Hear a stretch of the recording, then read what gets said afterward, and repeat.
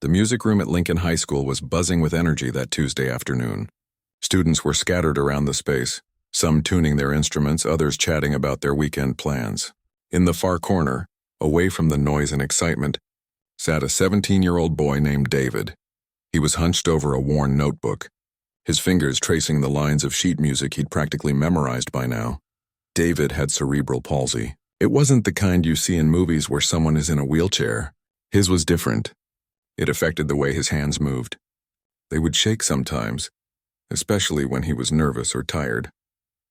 His fingers didn't always do exactly what he wanted them to do. Simple things that other kids took for granted, like buttoning a shirt or typing on a phone, took him twice as long.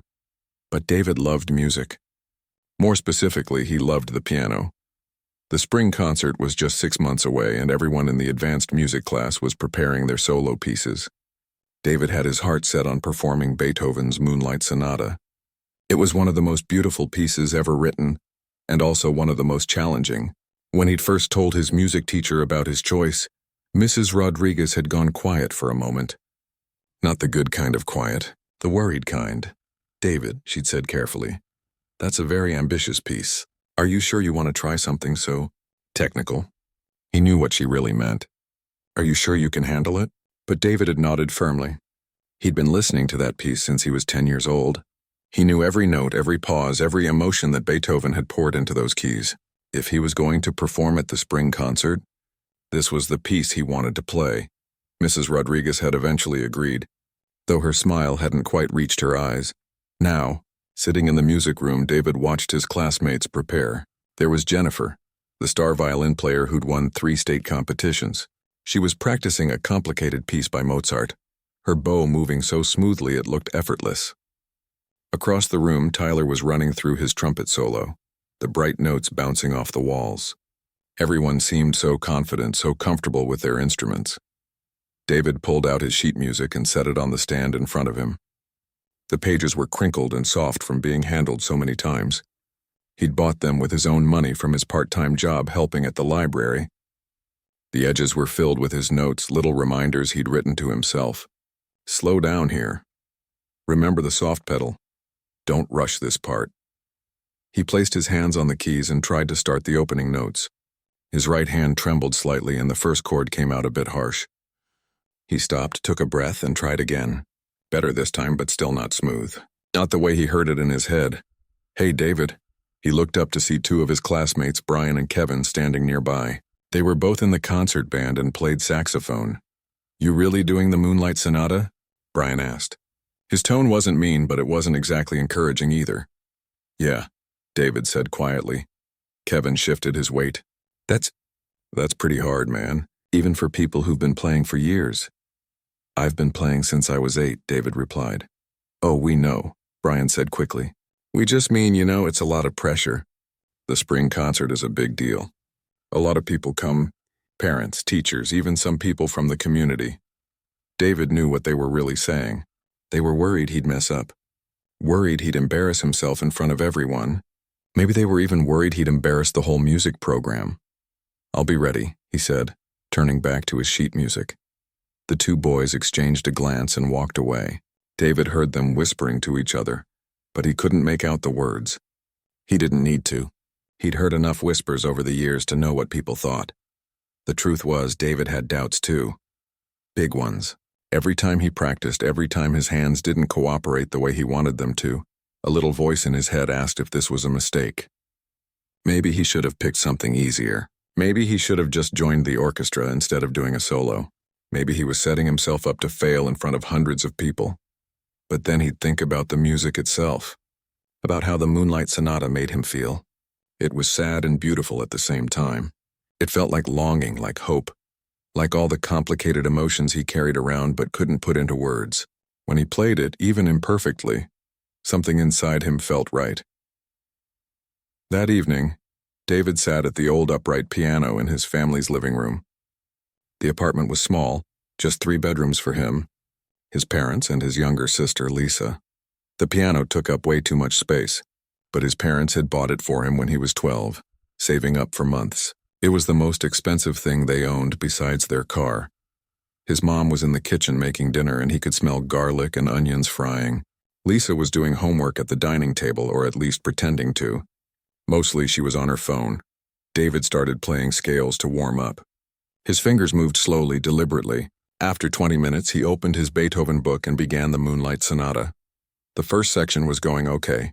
The notes were soft and gentle, like moonlight on water. That's what Beethoven wanted, supposedly. But then he got to a tricky passage where his left hand and right hand had to do completely different things. His right hand was supposed to play a delicate melody, while his left hand rolled through arpeggios. It required coordination he'd been working on for weeks. He tried it once. His hands got tangled. Tried again. Better, but still not right. On the third try, his right hand cramped up and he had to stop. "David, dinner's ready," his mom called from the kitchen. "Just a few more minutes." He called back, "No, now. You've been practicing for over an hour. You need to eat." Reluctantly, he left the piano and joined his family at the small dining table. His dad had just gotten home from his shift at the factory and looked tired. Lisa was texting under the table until their mom gave her a look. "How's the practice going?" his dad asked, serving himself some rice. David shrugged. "Okay, I guess. Just okay?" his mom asked, concerned. "It's hard," David admitted. "Really hard. Sometimes I think maybe I should have picked something else." His parents exchanged a look. It was his dad who spoke first. "You know, when we came to this country, I didn't speak English. Not a word. People at my first job used to laugh at me when I tried to talk. They thought I was stupid." David had heard this story before, but he listened anyway.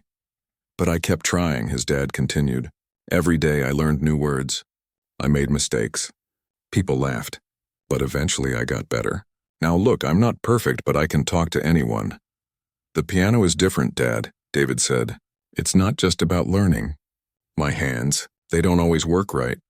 So you work harder than other people," his mom said simply. "That's what you've always done. That's what makes you strong." Lisa, who'd been quiet this whole time, finally spoke up. "I think you'll be great, David, even if you're not perfect. You play with more feeling than anyone else I've ever heard." David looked at his little sister, surprised. She usually complained about his practicing, saying it was too loud or too repetitive. "Really?" he asked. "Really," she said. "Sometimes when you play, I stop whatever I'm doing just to listen." "Don't tell anyone I said that, though." David smiled for the first time that day. Maybe his family was right. Maybe it wasn't about being perfect. Maybe it was about trying, about putting his heart into something even when it was hard. After dinner, he went back to the piano. The apartment was quiet now, just the sound of dishes being washed in the kitchen and the distant hum of traffic outside. He placed his hands on the keys again and started from the beginning. This time he didn't think about the kids at school or their whispers. He didn't think about the hundreds of people who would be watching at the spring concert. He just thought about the music, about the story it told, about why he loved it so much. His hand still shook a little. The notes still weren't perfect.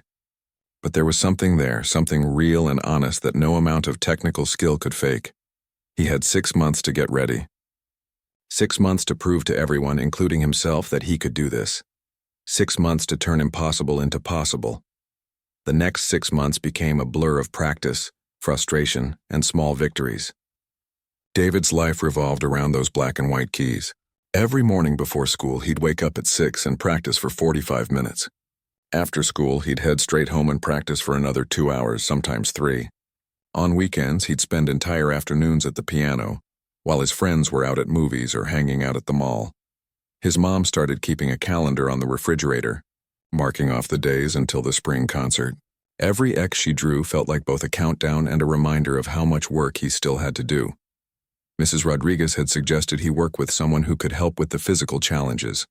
She'd found a music therapist named Dr. Patricia Chen, who specialized in working with students who had different physical abilities.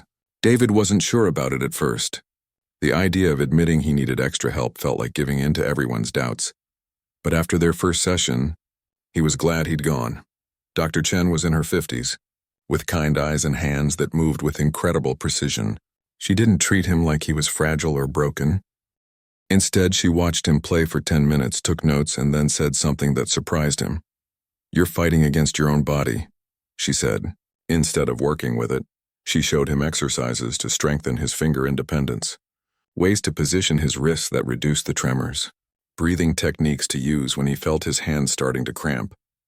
She even taught him how to practice problem sections differently, breaking them down into tiny pieces and building them back up slowly. Music isn't about forcing perfection, she told him during one session. It's about finding your own way to express something beautiful. Your hands might move differently than other pianists, but that doesn't mean you can't create something amazing. Those words stuck with him on the hard days, and there were a lot of hard days. 2 months into his preparation, David still couldn't play the entire piece smoothly from beginning to end. There was one particular section in the middle that required his hands to move in opposite directions while maintaining different dynamics. His left hand had to stay soft and steady while his right hand played a more aggressive melody. Every time he got to that part, something went wrong. Either his left hand would get too loud or his right hand would lose the melody, or both hands would just freeze up entirely. He'd play it over and over until his fingers ached and his head pounded. Then he'd take a break, come back and mess it up again. Lisa would sometimes sit on the couch doing her homework while he practiced. One evening, after he'd played the same 8 measures for the 20th time, she looked up from her math textbook. "Why don't you just skip that part?" she asked. "I can't skip it," David said, frustrated. "It's part of the piece. I mean, when you perform. Just play around it or something." "That's not how it works, Lisa. I have to play it right. Or I shouldn't play it at all." She went back to her homework, but a few minutes later she spoke again. "You know what I think? I think you're being too hard on yourself. Even when you mess up, it still sounds pretty to me." David wanted to argue, but he was too tired. Maybe she was right. Maybe he was being too hard on himself. But the spring concert was for an audience of hundreds, not just his little sister who loved him no matter what. At school, things were getting complicated in a different way. Word had spread about what he was attempting to play. Some students were supportive, giving him thumbs up in the hallway or asking how practice was going, but others were less kind. There was a group of kids who hung out near the music room, and David could hear them sometimes when he arrived for his lessons with Mrs. Rodriguez. "I heard he still can't play it all the way through," one of them said. "My mom already said she's not staying for his part. She doesn't want to sit through that," another added. "It's kind of sad, honestly. Someone should tell him to do something easier." David pretended he couldn't hear them, but each comment was like a small cut. They added up. The worst part was that some of what they said was true. He couldn't play it all the way through yet. He was struggling. Maybe he was being stubborn. Maybe he should switch to something easier and save himself the embarrassment. During one of his weekly lessons, Mrs. Rodriguez could tell something was wrong. "You're distracted today," she said gently. "What's going on?" David hesitated, then the words came tumbling out. He told her about the comments, about his doubts, about how maybe everyone was right and he was making a huge mistake. Mrs. Rodriguez listened without interrupting. When he finished, she sat back in her chair and thought for a moment. "David, I'm going to be honest with you. When you first told me you wanted to play this piece, I was worried. Not because I didn't believe in you, but because I knew how hard it would be. I knew people would doubt you. I knew you'd doubt yourself." David felt his chest tighten. Was she about to tell him to quit? "But here's what I've learned from watching you these past few months," she continued. "You have something that most of my students don't have. You have genuine passion. You're not playing this piece to show off or because it looks good on a college application. You're playing it because you love it. That matters more than you know." "But what if I can't do it?" David asked quietly. "What if I get up there and mess up in front of everyone?" "Then you mess up," Mrs. Rodriguez said simply. "And you know what? The world will keep turning. But I don't think you will mess up. I think you're going to surprise everyone, including yourself. You just have to keep working." Her confidence helped, but it didn't make the practicing any easier. As winter turned to spring, David developed a routine that became almost ritualistic. He'd wake up, do his morning practice, go to school, come home, do his exercises with the techniques Dr. Chen taught him, practice the Moonlight Sonata, take a break for dinner, and then practice some more before bed. His dad had built him a special wrist support using materials he found at the hardware store. It wasn't fancy, just some foam padding and Velcro straps, but it helped stabilize David's hands during the most challenging passages. His dad had watched YouTube videos and read articles, spending his lunch breaks figuring out how to help his son. "Try it," his dad had said proudly when he brought it home. "I made it adjustable so you can make it tighter or looser depending on what you need." David had tried it, and surprisingly it helped. His dad wasn't a doctor or a therapist, but he'd created something with love and determination that actually made a difference. The apartment became a space of constant sound.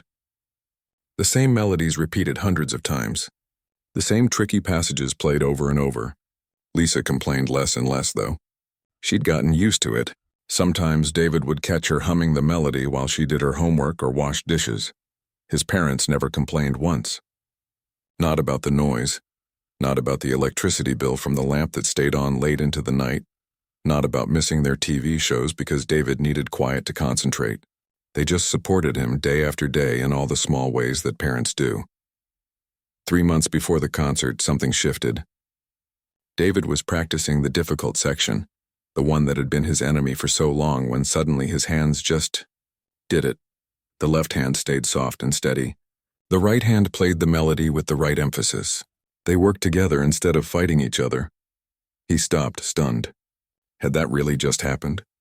He tried it again. It worked. Again. Still worked. Mom. Dad. Lisa. He called out. Come here. His family rushed into the living room, worried something was wrong. Listen, he said, and played the section perfectly 3 times in a row. His mom started crying. His dad squeezed his shoulder so hard it almost hurt. Lisa just grinned and said, Told you could do it. But even with that breakthrough, David knew he wasn't done. Playing one section correctly a few times wasn't the same as performing an entire piece flawlessly in front of hundreds of people. He still had work to do. The calendar on the refrigerator showed fewer and fewer days left. The X's were adding up and the concert was getting closer. David could feel the pressure building, but he'd come too far to give up now. Every single day he showed up and did the work. His hands still shook sometimes. He still made mistakes. But slowly, steadily, the impossible was starting to feel possible. He just hoped it would be enough when the moment finally came. The night before the spring concert, David sat at the piano in his living room for what felt like the 100th time that day. His fingers were sore, his back ached from sitting for so long, and his head was pounding. The sheet music in front of him was so familiar now that he could probably play it with his eyes closed. In fact, he'd been practicing exactly that for the past week, just to make sure he had it memorized. But something was wrong tonight. Really wrong. He'd been playing for about 20 minutes when his right hand suddenly cramped up in the middle of the second movement. The pain shot through his fingers and up his wrist, sharp and unexpected. He stopped immediately, shaking his hand to try to relieve the tension. No, no, no, he whispered to himself. Not now. Please, not now. He tried to start again, but his hand wouldn't cooperate. The muscles felt tight and unresponsive. Every note came out wrong, clumsy, like he'd never played piano before in his life. It was as if all those months of practice had just vanished. Panic started to rise in his chest. The concert was tomorrow. Tomorrow. In less than 24 hours, he'd be standing in front of hundreds of people, and he couldn't even finish the piece in his own living room. He tried one more time, forcing his fingers onto the keys, but it was useless. The music that should have flowed naturally came out choppy and harsh. He slammed the piano cover down harder than he meant to, the sound echoing through the small apartment. David, his mom called from the kitchen. You okay? He didn't answer. He just got up and walked straight to his bedroom, closing the door behind him. He sat on his bed, staring at his hands like they'd betrayed him. All this work, all these months, all for nothing. What had he been thinking? That he could just practice hard enough and everything would magically work out? That his cerebral palsy would suddenly disappear because he wanted it to? That he could be like everyone else if he just tried hard enough? The truth was hitting him hard now. He wasn't like everyone else. His body didn't work the same way. And tomorrow, in front of all those people, everyone was going to see him fail. They'd whisper to each other that they knew it all along, that he should have picked something easier, that it was sad, really, how he'd set himself up for disappointment. David lay back on his bed and stared at the ceiling. His phone buzzed with a text from Jennifer, the violin player from school. Hey, big day tomorrow. You ready? He didn't respond. What was he supposed to say? No, actually, I just had a complete breakdown, and I'm pretty sure I'm going to embarrass myself and everyone who believed in me. There was a soft knock on his door. David, can I come in? It was his dad. I'm tired, David said. I just want to sleep. The door opened anyway. His dad had never been great at taking hints. He sat down on the edge of David's bed, his work clothes still smelling faintly of machine oil from the factory. They sat in silence for a while. David appreciated that his dad didn't immediately try to fix things or tell him everything would be okay. He just sat there present. Finally, his dad spoke. "You want to tell me what happened out there?" David's eyes started to burn. He blinked hard, trying to keep the tears back. "I can't do it, Dad. My hand cramped up and I couldn't even finish. Tomorrow's the concert and I'm going to mess up in front of everyone. I should just tell Mrs. Rodriguez I'm sick or something." His dad nodded slowly, taking this in. "You remember when I told you about coming to this country? About how people laughed when I tried to speak English?" "Yeah," David said quietly. "I didn't tell you the whole story. The first job I got was at a restaurant, washing dishes. And on my third day, the manager asked me to help out front because someone called in sick. I was terrified, but I said yes." David turned to look at his father. "I messed up every single order that night. Every single one. I mixed up tables, got the food wrong, couldn't understand what people were saying. One customer got so angry he threw his napkin at me. At the end of the night, I went to the back of the restaurant and I cried. I was ready to quit." "What happened?" David asked. "The manager found me." "And you know what he said?" "He said, 'Tomorrow you come back and try again.' That's it. That's all he said, so I did. I came back the next day, and I messed up again, but less. And the day after that, even less. After 2 weeks, I was okay at it. Not great, but okay." His dad put his hand on David's shoulder. "The point isn't that you'll be perfect tomorrow. The point is that you show up. You've worked harder for this than most people work for anything in their whole lives. Your hands might shake. You might miss a note or two. But you know what? You'll still be the bravest person in that auditorium." "I don't feel brave," David said, his voice cracking. "I feel scared. Brave people are always scared. That's what makes them brave. They do the thing even when they're terrified." After his dad left, David lay in bed for a long time thinking. He could hear his family moving around the apartment. Lisa was singing in the shower. His mom was putting dishes away in the kitchen. Normal sounds of a normal evening. Except tomorrow wasn't going to be normal at all. He couldn't sleep. His mind kept racing, playing the worst possible scenarios over and over. He imagined freezing up on stage, forgetting the music, his hands cramping in front of everyone, the disappointed faces in the audience. Around midnight, he gave up on sleeping and went back to the piano. The apartment was quiet now, everyone else asleep. He sat on the bench and just looked at the keys for a while. They seemed both familiar and foreign at the same time. He put his hands in position and closed his eyes. Instead of thinking about the concert or the audience or what could go wrong, he thought about why he'd chosen this piece in the first place. He thought about the first time he'd heard it, sitting in the car with his mom when he was 10 years old. How the music had made him feel something he couldn't put into words. How it was sad and beautiful at the same time, like saying goodbye and hello in the same breath. He thought about Beethoven himself, who'd been going deaf when he wrote some of his greatest works. Who'd faced his own body failing him but kept creating anyway. David started to play very softly so he wouldn't wake anyone.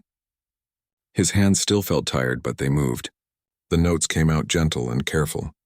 He wasn't trying to play it perfectly. He was just playing it, letting the music be what it was. He played through the entire piece once, then twice. The second time was better. His hands didn't cramp. They just moved, following the path they'd traveled thousands of times before. When he finished, he heard a sound behind him. Lisa was standing in the hallway in her pajamas, her hair messy from sleep. "That was beautiful," she whispered. "Sorry I woke you up," David said. "You didn't. I couldn't sleep either. I kept thinking about tomorrow." She came and sat next to him on the piano bench. "I'm really proud of you, you know. Even if something goes wrong tomorrow, I'm still proud." "Thanks, Lisa. You're going to be amazing." "I know it." David wanted to believe her. He wanted to believe his dad and his mom and Mrs. Rodriguez and everyone else who told him he could do this. But belief felt like a luxury he couldn't afford right now. All he could do was hope that when the moment came, his hands would remember what to do. He finally went to bed around 2 in the morning. Sleep came in fits and starts, full of anxious dreams about pianos and audiences and hands that wouldn't cooperate. When his alarm went off at 7, he felt like he'd barely slept at all. The morning of the concert felt surreal. Everything seemed too bright, too loud, too real. His mom made him his favorite breakfast, pancakes with blueberries, but he could barely eat. His stomach was in knots. At school, the energy was electric. Everyone who was performing was a bundle of nerves and excitement.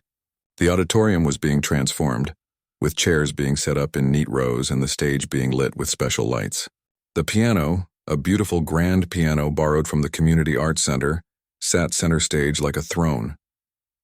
David stood in the doorway of the auditorium, staring at that piano. In just a few hours, he'd be sitting at that bench, his hands on those keys, with hundreds of eyes watching him. His sheet music was in his backpack, though he didn't need it anymore. It was more like a security blanket now, something solid to hold on to. Mrs. Rodriguez found him there, standing and staring. "Ready?" she asked. David took a deep breath. Was he ready? He honestly didn't know, but ready or not, the concert was happening. In a few hours, one way or another, he'd have his answer. "I guess we'll find out," he said. Mrs. Rodriguez smiled. "You know what I think? I think you're going to surprise everyone. Most of all yourself." David nodded, not trusting himself to speak. He had a few more hours to get through the school day, and then it would be time. Time to show up. Time to be brave.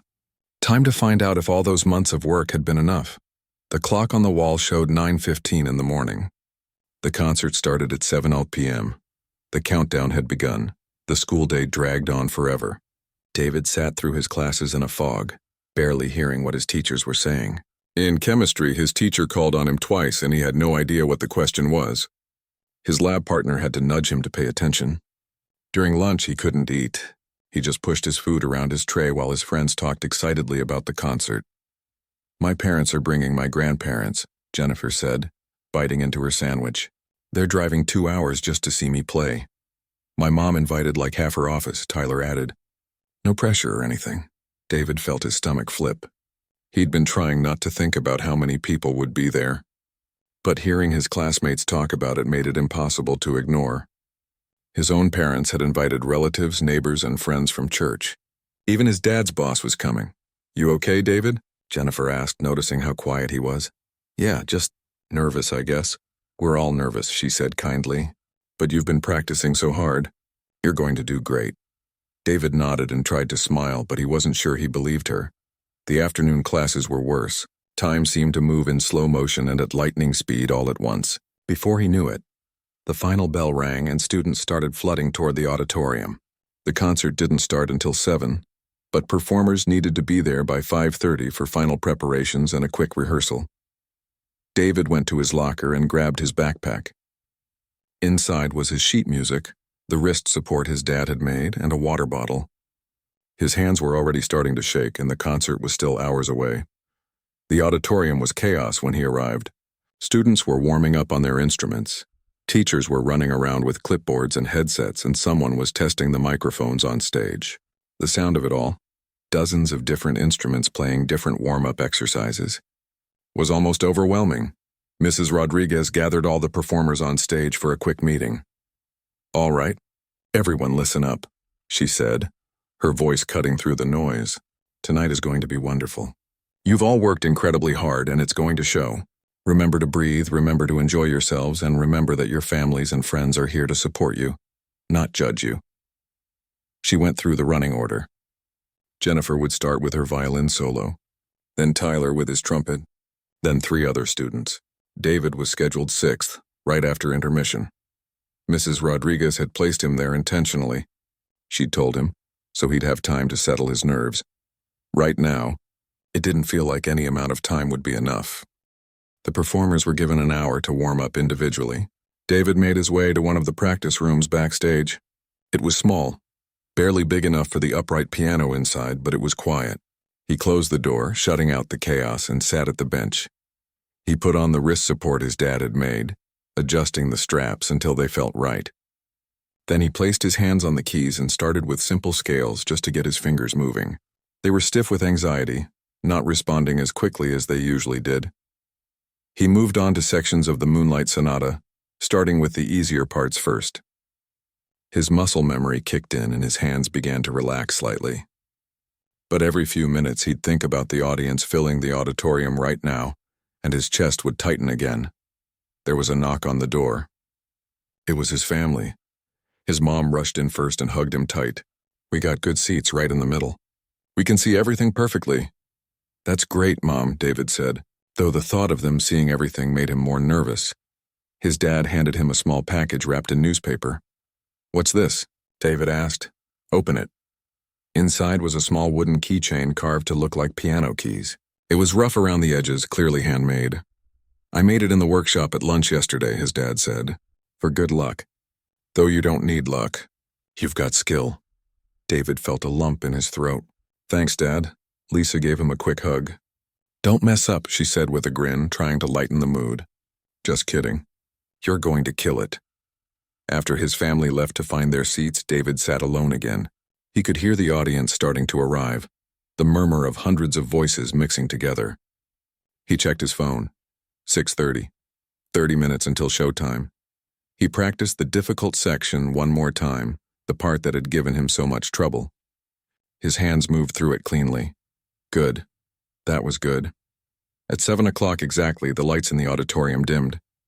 David stood backstage with the other performers, peeking through the curtain at the sea of faces. The place was packed. Every seat was filled and people were standing in the back. He spotted his family in the 5th row. His mom already had tissues in her hand. Mrs. Rodriguez walked onto the stage, and the audience quieted down. Good evening, everyone. Welcome to Lincoln High School's spring concert. We have an incredible lineup of talented students for you tonight. Let's give them all a warm welcome. The audience applauded and David's heart hammered in his chest. Jennifer went first. She walked onto the stage confidently, her violin tucked under her arm. She played a piece by Mozart and it was flawless. Every note was perfect. Her bow work was smooth, and when she finished, the audience erupted in applause. She took a bow and walked off stage with a huge smile. That was amazing, she whispered to David as she passed him. Tyler was next with his trumpet. He played a jazz piece that had the audience tapping their feet. Then came a flute duet, followed by a cello solo. Every performance was polished and impressive. These were serious musicians, kids who'd been playing their instruments for years, kids who made it look easy. David felt smaller and smaller with each performance. These students were good. Really good. What was he doing, thinking he belonged on the same stage? After the 5th performance, Mrs. Rodriguez announced intermission. David had 15 minutes before he'd have to walk out there. He went back to the practice room and sat at the piano, trying to calm his breathing. His hands were shaking badly now, worse than they had all day. He did the breathing exercises Dr. Chen had taught him. In for 4 counts, hold for 4, out for 4. It helped a little. There was another knock. Mrs. Rodriguez poked her head in. How are you feeling?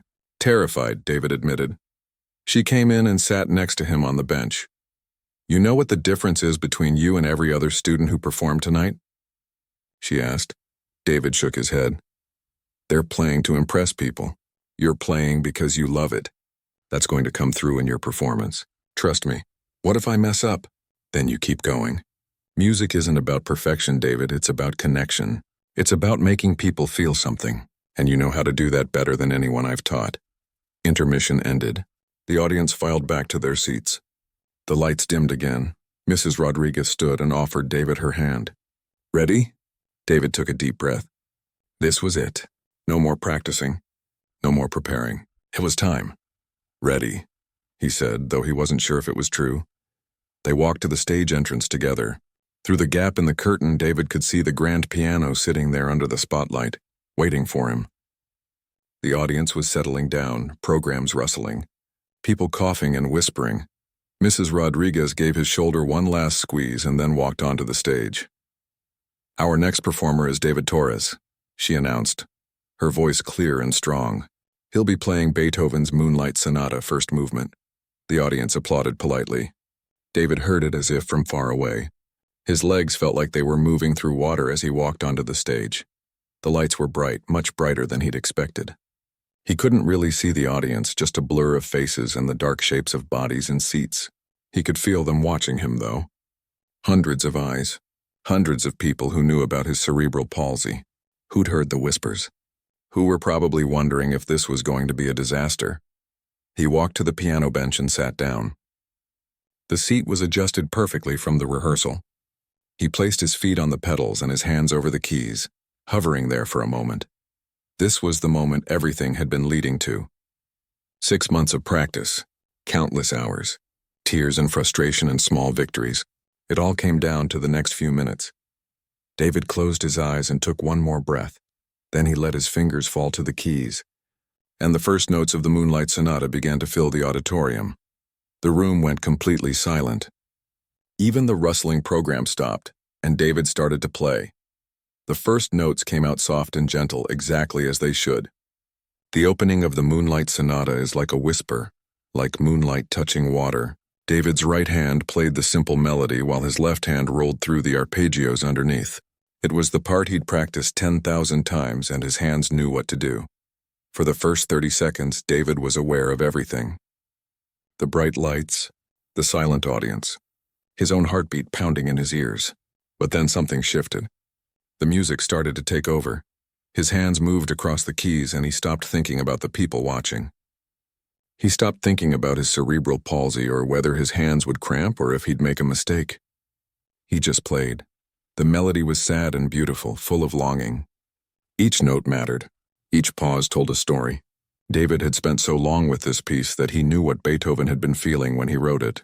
The composer had been struggling with his hearing loss, watching his whole world change, but he'd created something beautiful anyway. In the audience, people who'd been settling into their seats went still. The whispering stopped. Program stopped rustling. Something unexpected was happening on stage. David's playing wasn't technically perfect. His left hand hesitated slightly on one of the transitions. His wrist position wasn't textbook. But there was something in the music that perfect technique alone could never capture. There was emotion. There was truth. His mom, sitting in the 5th row, felt tears start to run down her face. She'd heard David play this piece hundreds of times at home, but this was different. This wasn't practice. This was him sharing his heart with the world. His dad sat perfectly still, his hands gripped together. He thought about all those mornings hearing David wake up early to practice. All those evenings listening to the same sections over and over. All the times he'd wanted to tell his son to take a break, to not push himself so hard. But David had known what he needed to do. And now, watching him up there, his dad understood why. Lisa had her phone out recording. Her hands were shaking slightly as she held it up. She told all her friends about this. Some of them were here tonight, scattered throughout the audience. She wanted to capture this moment, to prove that her brother had done it. On stage, David reached the section that had given him so much trouble. The part where his hands had to move in opposite directions, where everything had to come together perfectly. This was the moment he'd been dreading. His left hand stayed soft and steady, rolling through the arpeggios like gentle waves. His right hand played the melody with just the right amount of emphasis, and somehow, impossibly, it worked. His hands did exactly what they needed to. A few people in the audience who knew music well enough to understand the difficulty of what they were hearing leaned forward in their seats. Mrs. Rodriguez stood in the wings, her hand over her mouth, tears streaming down her cheeks. She'd taught music for 20 years, and she'd never been more proud of a student. Jennifer, who'd performed earlier, watched from backstage with wide eyes. She was an accomplished musician. She'd won competitions, but she'd never played with the kind of raw emotion that was pouring from that piano right now. It made her realize that maybe technical perfection wasn't everything. Maybe it wasn't even the most important thing. David moved into the middle section of the piece. His hands were starting to tire, but he couldn't stop now. The music was building, the dynamics getting more complex. He pressed into the keys with more force, letting the emotion swell.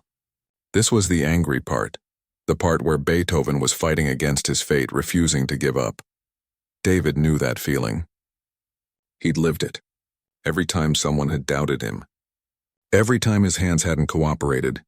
Every time he'd wanted to quit but chose to keep going instead. All of that was in his playing now. The audience was completely captivated. Some people had come expecting to feel sorry for the kid with cerebral palsy. They'd expected to give polite applause and move on. But this wasn't something to pity. This was something to witness. A woman in the 3rd row, a music professor from the local college who'd come to support her neighbor's kid in the orchestra, found herself mesmerized. She'd been to countless concerts, heard countless performances, but there was something about this 17-year-old boy and the way he played that reminded her why she'd fallen in love with music in the first place. David entered the final section. His hands were definitely tired now, and he could feel a slight tremor starting. Not now, he thought. Please, not now. Just a little longer. He focused on the music, on the story it was telling. The final section of the Moonlight Sonata is where acceptance comes, where the anger fades and something like peace settles in. It's still sad, but it's a gentle sadness, a sadness that's okay with itself. His hands moved through the familiar patterns. The notes got softer, more delicate. This was the part that required the most control, and his hands were shaking. But instead of fighting against it, he did what Dr. Chen had taught him. He worked with his body, not against it. The slight tremor in his hands actually added something to the music. It made it more vulnerable, more human. The notes weren't perfectly even, but they were honest. They were real. David played the final measures, the melody slowly descending like the sun setting. The left hand continued its gentle rolling pattern, supporting the right hand all the way to the end. And then, after 6 months of preparation, after hundreds of hours of practice, after all the doubt and fear and determination, he played the final note. The sound hung in the air for a moment, then faded into silence. David lifted his hands from the keys and sat very still. He'd done it. He'd actually done it.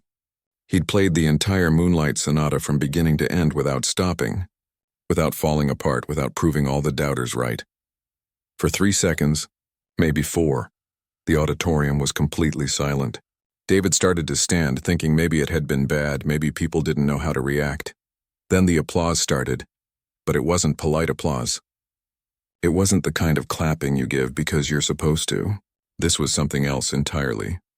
People started getting to their feet. First his family, jumping up like they'd been launched from their seats. Then the people around them. Then the whole front section. Within seconds, the entire auditorium was standing, applauding so loudly it sounded like thunder. David stood at the piano, completely stunned. He could see faces now through the stage lights. His mom was crying openly. His dad was clapping so hard it must have hurt. Lisa was screaming and jumping up and down. All around the auditorium, people were on their feet, some of them crying, all of them clapping. Mrs. Rodriguez rushed onto the stage and hugged him. "You are magnificent," she said into his ear, her voice choked with emotion. The applause continued. It went on and on, 2 minutes at least. Some people were cheering. David saw teachers he'd had in other classes standing and clapping. He saw students who'd whispered about him in the hallways now applauding with everyone else. He saw strangers who'd come just to support the school's music program, moved by what they'd witnessed. Finally, David bowed, the way Mrs. Rodriguez had taught him to. The applause somehow got even louder. He bowed again and walked off stage, his legs shaky, his hands trembling from exhaustion and adrenaline. Backstage, he was immediately surrounded. Jennifer hugged him. Tyler gave him a high five. Other performers congratulated him. But David barely heard them. He was in a daze, his mind still processing what had just happened. The concert continued with the final performance, the school orchestra playing their piece. But everyone knew what the highlight of the night had been. In the lobby afterward, people kept stopping David and his family. Strangers came up to shake his hand, to tell him how moved they'd been. The music professor from the college gave him her card. "If you ever want to study music seriously, call me," she said. That was special. On the drive home, David sat in the back seat with Lisa while his parents talked excitedly in the front. He felt exhausted but also light, like a weight he'd been carrying for months had finally lifted. "I told you," Lisa said quietly, nudging him with her elbow. "I told you that you'd be amazing." David smiled. She had told him. A lot of people had told him, but he hadn't fully believed it until tonight. The thing was, he realized, it hadn't been about proving everyone else wrong. It had been about proving something to himself, that he was more than his limitations, that hard work and determination could take you places you never thought possible, that sometimes the thing you're most afraid of becomes the thing you're most proud of. At home, David went to the piano one last time. He was too tired to play, but he sat on the bench and put his hands on the keys, not pressing down, just resting there. 6 months ago, he'd chosen an impossible goal. Everyone had doubted him, including himself most days. But he'd shown up every single day and done the work.